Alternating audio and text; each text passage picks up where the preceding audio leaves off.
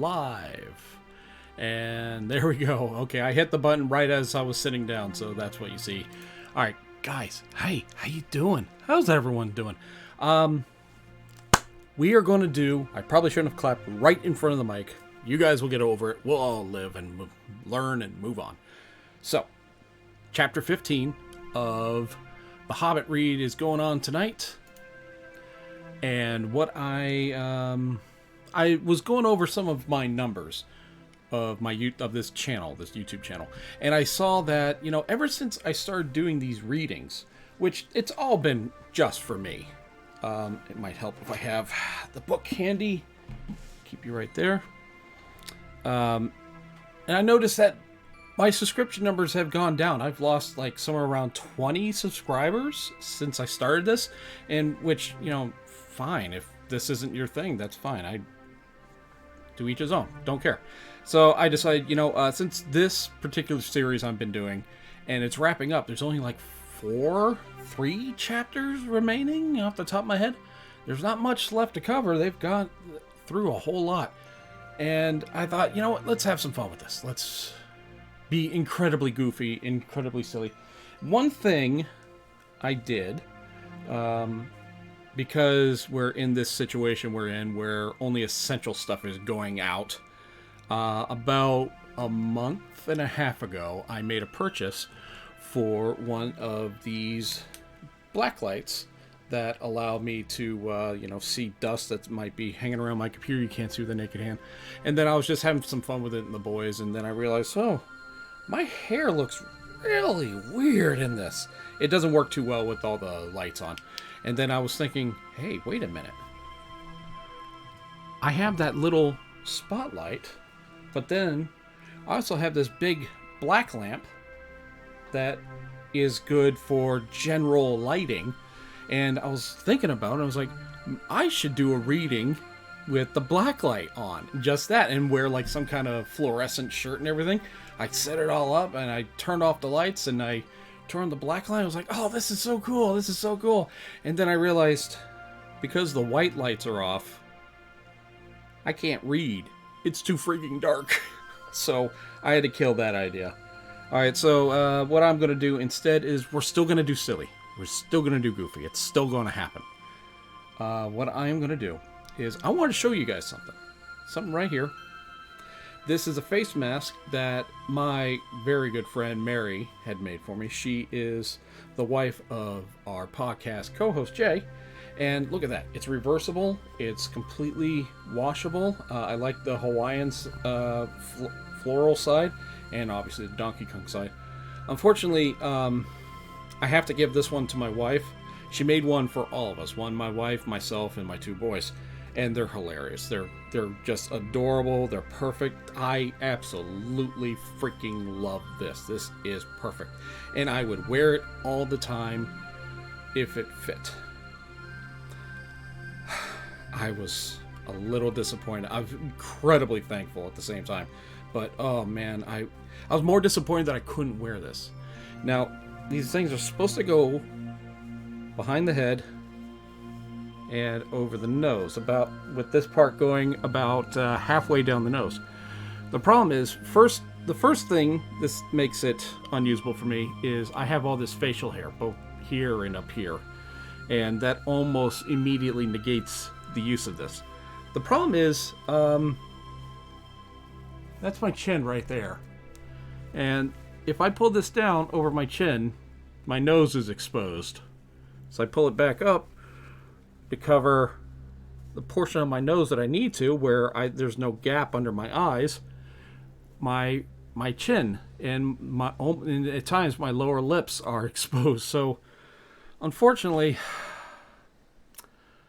yeah, that's the problem I'm having. It just don't fit. But in honor of Mary, because she works so hard on this thing, I'm gonna wear it for this. As well, as uncomfortable as that is, it keeps wanting to ride up into my eyes because it's not fitting over my chin. And then I try, I can breathe a little better this way. This might work, actually. And you know what? Let's amp up the silliness, because why the hell not? What we're going to do, just checking on something real quick. Yep, that's all good. All right. We're gonna really amp up the silliness now. Get that out of the way, and because of the red hair, I don't know. It has no reason for the red hair. What I'm about to do. But my kid Rob said, "Hey, why don't you wear the hat?" So yeah, this is going to be very silly, not at all respectable, and not likely one bit going to be watched by anybody I know. So, in that notion, oh boy, this is going to be a challenge tonight, because I like to drink as I read.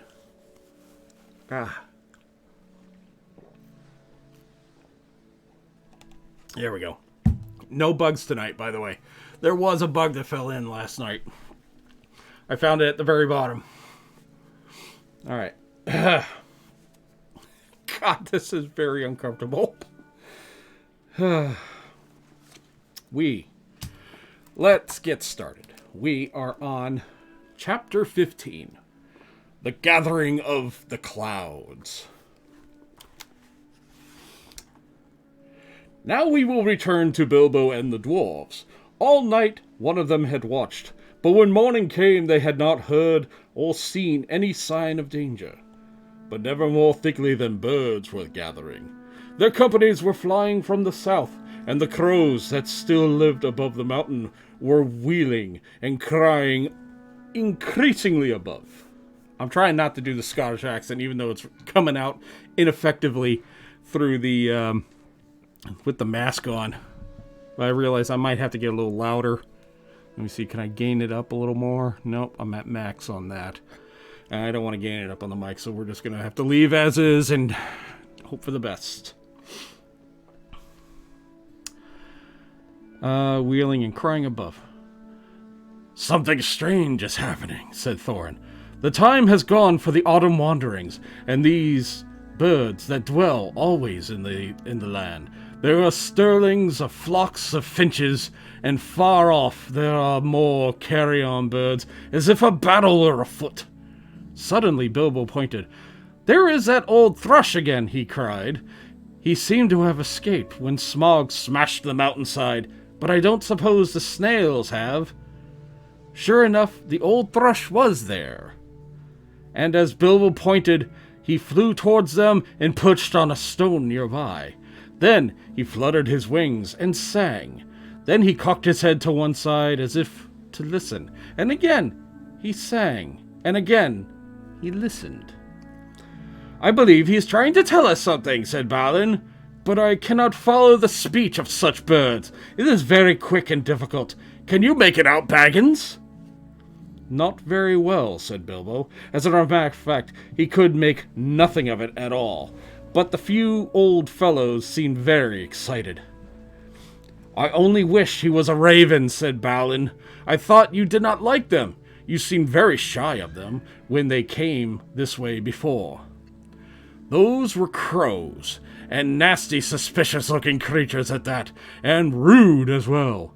You might have heard their ugly names that they were calling after us, but the ravens are different. Ravens are awesome.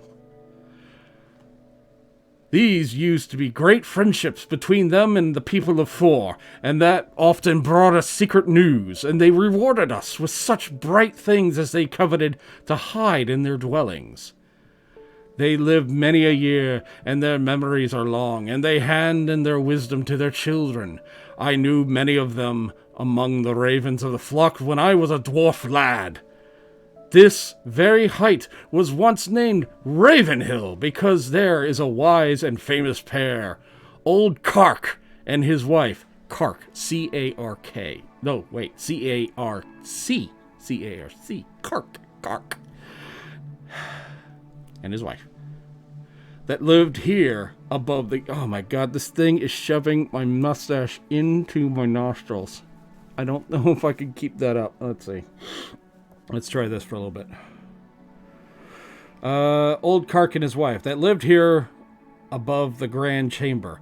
But I don't suppose that any of that ancient bright breed linger here now. Now it's riding up into my eyes. No sooner had he finished speaking that the old thrush gave a loud call and immediately flew away. We may not understand him, but that old bird understands us, and I am sure, said Balin. Keep watch now and see what happens. Okay, I feel like I'm wearing an eye mask, like I'm about ready to rob a bank, because this thing is just about to cover my eyes. Let's try that for a little bit. Before long, there was a fluttering of wings, and back came the thrush, and with him came the most decrepit old bird. He was getting blind, and he could hardly fly, and the top of his head was bald, and he was aged raven of great size. He had lightly stiffed on the ground before them, slowly flapped his wings, and bobbed towards Thorin. "O Thorin, son of Thrain," said Balin, son of Fundin. He croaked. What, is this the raven talking?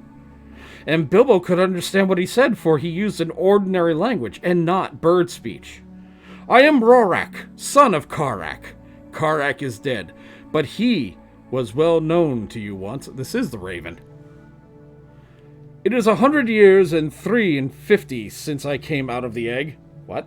It is 100 years and 3 and 50. 153 years. Okay, that's a real fancy way of saying that. "Since I came out of the egg, but I do not forget where my father had told me. Now I am the chief of the great ravens of the mountain. We are few, but we remember still the king that was of old. Most of my people are abroad, for there are great tidings in the south. Some are tidings of joy to you, and behold, you will not think so good. Behold, the birds are gathering again to the mountain and to the dale from the south and east and west, for word has come out that Smaug is dead." "Dead? Dead?" said the dwarves. "Dead? Then we should have been needless in fear, and the treasure is ours." They all sprang up and began to caper about for joy. "Yes, dead," said Rorak, and the thrush, may his feathers never fall, saw him die, and we may trust his words. He saw him fall in battle with the men of Esgaroth the third night back from now at the rising of the moon. It was some time before Thorin could bring the dwarves to be silent and listen to the raven's news. At length, when he had all the tale of the battle, he went on. "So much for joy, Thorin Oakenshield. You may go back to your halls in safety. The treasure is yours, for the moment. But many are gathering hither beside the birds. The news of the death of the Guardian has already gone far and wide, and the length of the wealth of Thor has not lost in the telling during many years. Many are eager for a share of the spoil.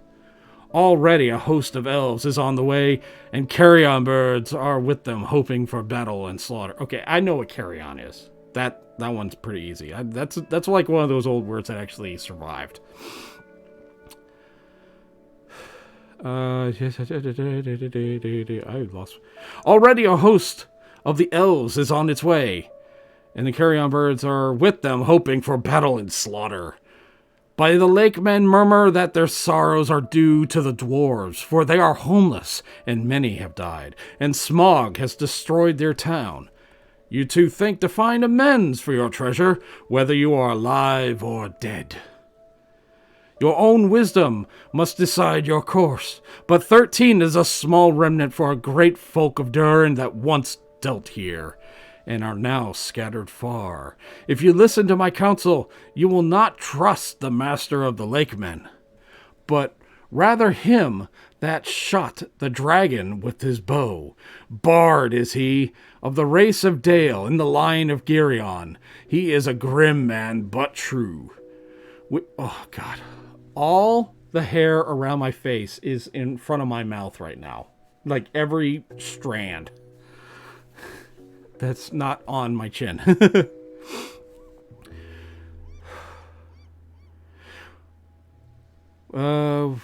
We would see peace once more among dwarves and men and elves long after desolation, but it may cost you your dear gold. I have spoken." Then Thorin burst forth in rage. "Our thanks, Rorek, Karak's son. You and your people shall not be forgotten. But none of our gold shall thieves take or the violent carry off while we are alive. If you would earn our thanks still more, bring us news of any that draw near. Also, I beg of you, if any of you are still young and strong of wing, that you would send messages to our kin in the mountains of the north, both west from here and the east, and tell them of our plight. But go specifically to my cousin Dane in the Iron Hills, for he has many people, well armed, and dwells nearest to this place. Bid him hasten." "I will not say if this counsel be good or bad," croaked Rorek, "but I will do what can be done." Then off he slowly flew.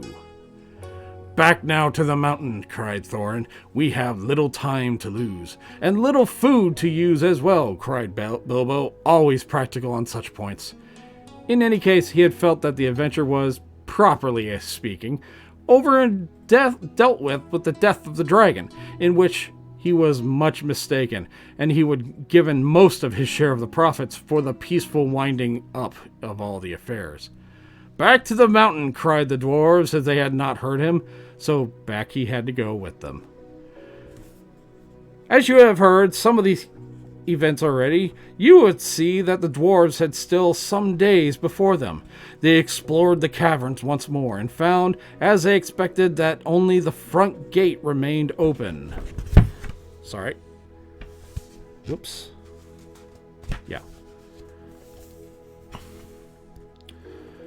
All other gates, except of course the small secret door, had long ago been broken or blocked by Smaug, and no sign of them remained. So now they began to labor hard in fortifying the main entrance and making a new path that led to it. Tools were to be found in plenty, and that the miners and quarriers and builders of old had used, and such the dwarves were still very skilled. As they worked, the ravens brought them consistent tidings. In this they had learned that the Elven King had turned aside to the lake, and they were still had a breathing space.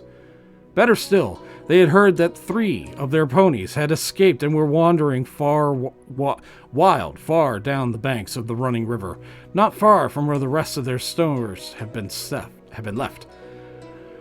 So while the others went on with their work, Feely and Keely were sent, guarded by a raven, to find the ponies and bring all that they could. They were 4 days gone, and by that time they knew they had joined armies of the Lakemen, and the elves were hurrying towards the mountain. But now their hopes were higher, for they had food for some weeks with care, chiefly cram, of course, and they were very tired of it, but cram is much better than nothing, and already the gate was blocked with a wall of squared stones laid dry by very thick and high across the opening. There were holes in the wall through which they could see or shoot, but no entrance. They climbed in or out with ladders and hauled stuff up with ropes. For the issue of the stream they had contrived a small low arch under the new wall, but near the entrance they had also altered the narrow bed that a wide pool stretched from the mountain wall to the head of fall over which the stream went on towards Dale. According to the gate that is now only possible without swimming, along the narrow ledge to the cliff to the right as only looked outward from the wall. The ponies they had brought only to head to the steps before the old bridge, and unloading them there had bidden them return to their masters and sent back riderless to the south. Whew, this is a challenge. There came a night when suddenly there were many lights, as in fires and torches away south in Dale before them. "They have come," said Balin, "and their camp is very great. They must have come into the valley under the cover of dusk, along both the banks of the river." That night the dwarves swept little. They also slept little, not swept. They needed to be cleanly. The morning was still pale when they saw a company approaching. From behind their wall, they watched them come up from the valley's head and climb slowly up. Before them, they could see that both men of the lake, armed as if in war, and elvish bowmen were among them. At length, the foremost of these mountains, the tumbled rocks, and appeared at the top of the falls. And very great was the surprise to see the pool before them, and the gate blocked with a new hewn stone. New hewn stone. Heh. Like up for struggling through reeds. As they stood pointing and speaking to one another, Thorin hailed them. "Who are you?" he called in a very loud voice. "That come in as if in war to gates of Thorin, the king of the son of Thrawn, king under the mountain, and what do you desire?" They answered nothing. Some turned swiftly back, and others, after the gaze for a while at the gate and its defenses, soon followed them. That day the camp moved to the east of the river, right between the armies of the mountains. The rock echoed with their voices and song if they had not done many a day. There was a sound, too, of elven harps and of sweet music, and it echoed up towards them. It seemed that the chill of the air was warmed, and they caught faintly the fragrance of woodland flowers blossoming in spring. Then Bilbo longed to escape from the dark fortress and go down and join in the mirth and feasting by the fires. Some of the younger dwarves were moved in their hearts too, and they muttered they wished things had fallen out otherwise. They might welcome such folk as friends, but Thorin scowled. Then the dwarves brought forth harps and instruments remained from the horde, and made music to soften his mood, but their song was not elvish song, and it was much like the song they had sung long before Bilbo's little hobbit hole. All right, I need a drink for this because there's some singing going on here. And now I can't see. All right.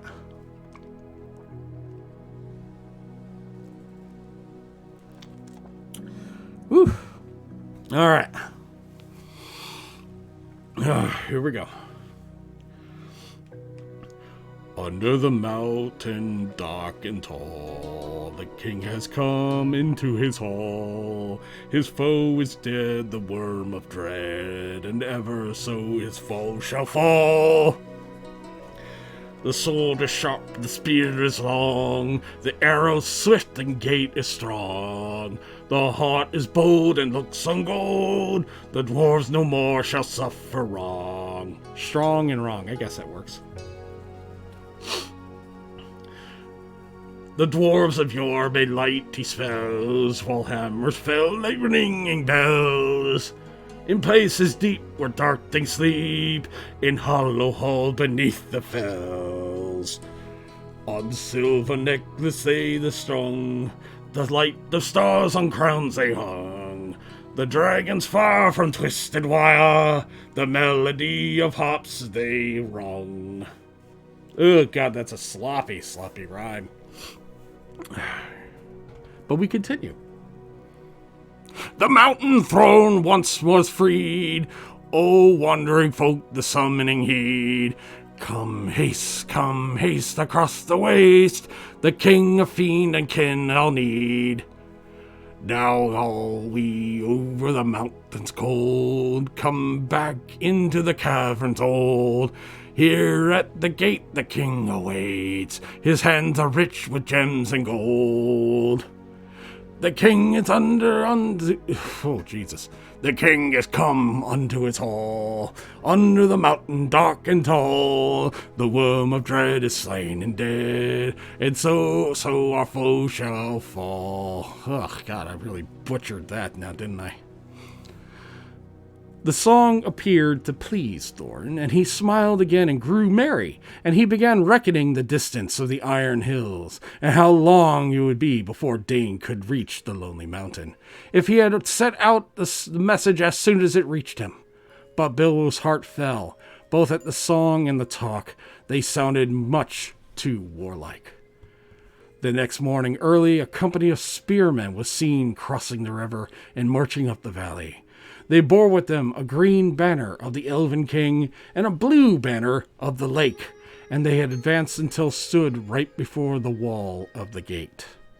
Again Thorin hailed them in a loud voice. "Who are you that come armed for war to the gates of Thorin, son of Thrain, king under the mountain?" This time he was answered. A tall man stood forward, dark of hair and grim of face, and he cried, "Hail, Thorin! Why do you fence yourself up like a robber in his hold? We are not yet foes, and we rejoice that you are alive and beyond our hope. We came expecting to find none living here, yet now we are met here as matter for a parley and a council. Who are you, and what do you parley?" "I am Bard, and by the hand that was the dragon slain, and your treasure delivered. It is not a matter that concerns you? More so, I am the by right descendant the heir of Girion of Dale, and in your hoard is mingled much of the wealth of his halls in town, which old Smaug stole. It is not that matter from which we speak. Further, in his last battle, Smaug destroyed the dwellings of the men of Esgaroth, and I am yet the servant of their master. I would speak for him and ask whether you have no thought for the sorrow and misery of his people. They aided you in your distress, and in recompense you have thus brought ruin, only through doubtless undesigned." Now these were fair words, and true, if proudly and grimly spoken, and Bilbo thought that Thorin would at once admit that justice was in them. He did not, of course, expect that anyone would remember what it was, he who discovered all by himself the dragon's weak spot, and that just as well, for no one ever did. But also he did not reckon with the power that gold has upon which a dragon has long brooded, nor with dwarvish hearts. Long hours in the past days Thorin had spent with the treasury, and the lust of it was heavy on him.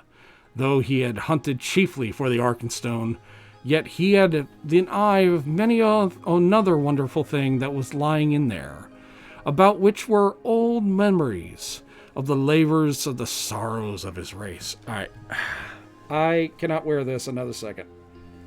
If it's not driving,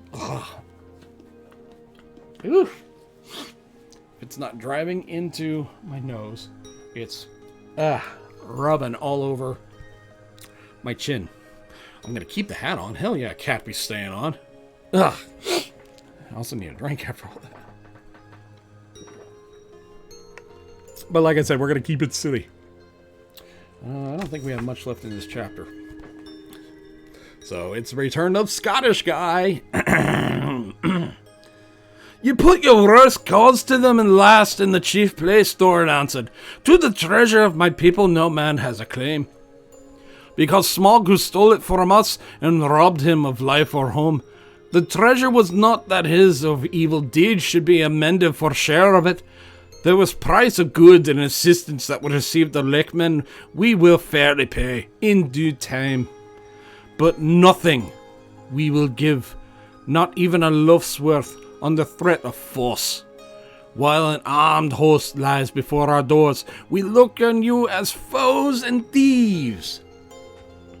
It is in my mind to ask what share of their inheritance would you have paid to our kindred, and have you found the horde unguarded us and slain?"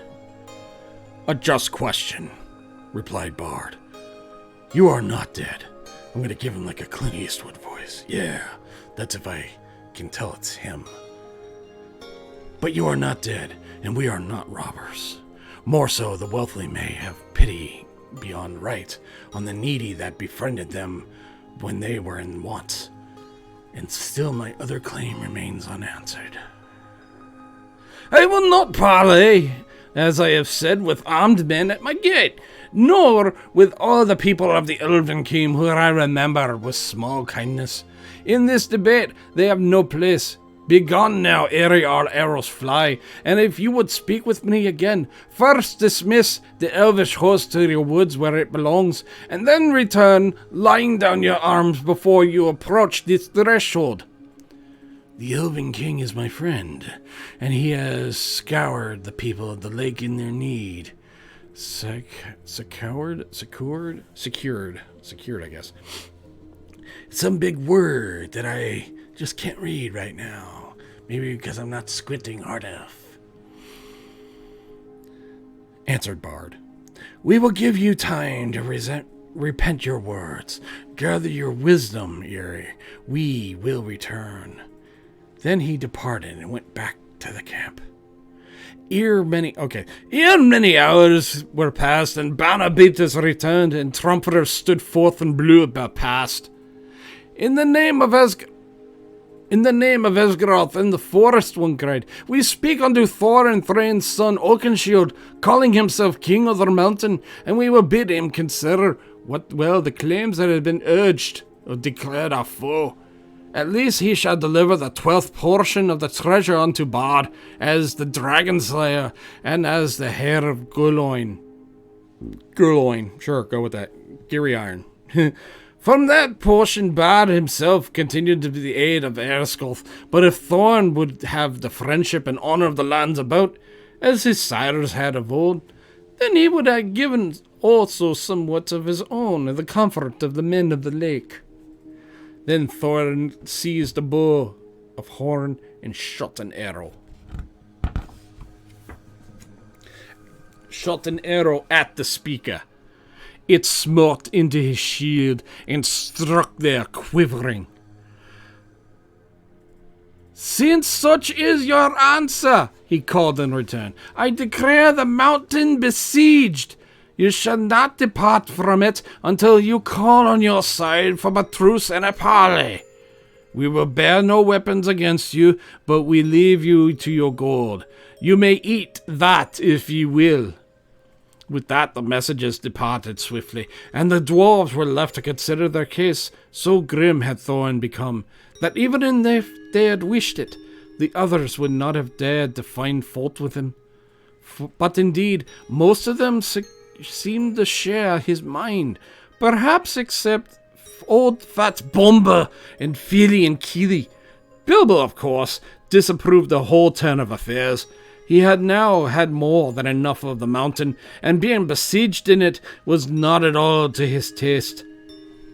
The whole place stinks of dragon, he grumbled to himself, and it makes me sick, and cram is beginning to simply stick in my throat.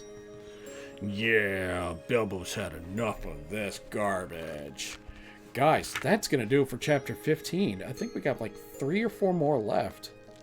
And wow, they are pretty quick chapters. Well, we're going to save it. Let's see, how long have we been going now? We've been going... oh, I don't have the time thing up. Well, we've been going for a little while.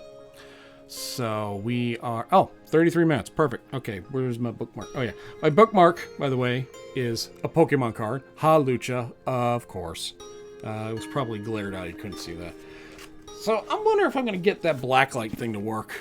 If I don't know how... That's going to be a nice little challenge. I'm going to work on that. So, guys, I thank you for watching. Cappy thanks you for watching. I'm being taken over by Mario. That's... I don't know. This is kind of like pod people-ish, isn't it? Ooh, there we go. Maybe that's what I'll do next time. I'll just shut off the air, shut off my fan, and I'll just, as I'm reading, you can see the sweat just piling up on me, and just get all disgusting and grody and wonderful, just because none of you are fucking watching. I'm not bitter. I'm really not. I mentioned it a bunch of times that people aren't watching, but honestly, I'm just doing it for myself. Just for myself. And if anybody wants to tune in, more than welcome. Absolutely more than welcome. Guys, thank you so much. If you watch this, go ahead, like the video, showing me that you actually watched this and liked it. And, oh, I don't know, just hit a little subscribe.